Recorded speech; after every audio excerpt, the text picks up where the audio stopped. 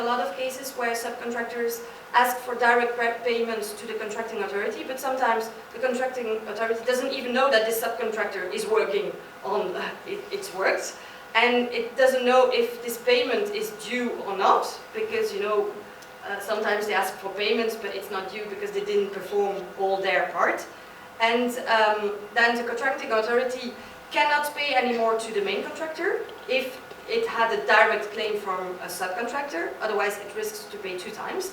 So in that case, when it has a direct amount of payments, the contracting authority often doesn't pay to the subcontractor because it doesn't know if it's totally due or not, and it doesn't pay to the main contractor anymore either because it's afraid to pay 2 times. And then the contracting authority is afraid to commit a mistake and doesn't pay anything anymore to anyone. And then the contracts and the performance stop because no one is paid.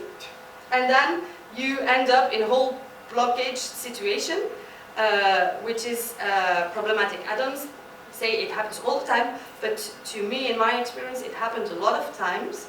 And it's really a problem because it's end up like a whole blockage and no one is getting paid anymore because everyone is afraid to make a mistake. And worse, if you have a bank involved, because sometimes you have like the contractor sold his invoices to a bank, then you have also this bank that doesn't want to pay anyone anymore, and you end up in poor performance of works. But still, I understand the aim. It's to give the possibility to subcontractors to get paid, even if the main contractor, I don't know for what reason, doesn't pay the works of the subcontractor. Possibility to exclude or limit subcontracting. So subcontracting, it has actually two aspects. On the one hand, it's positive to allow smaller companies to participate to public procurements, etc. You shouldn't allow just big work contractors, for example, for big contracts. You should allow smaller, maybe local firms to participate.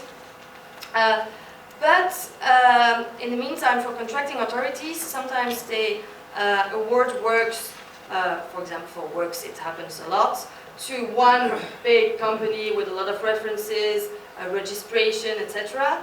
And then on the field, they see like dozens of small firms. They don't even know, they are not registered. They work with people you're not sure that if they are legally okay to work there. And there is no cohesion anymore because you have one small subcontractor for that part and then another one and then another one. The coordination is poor.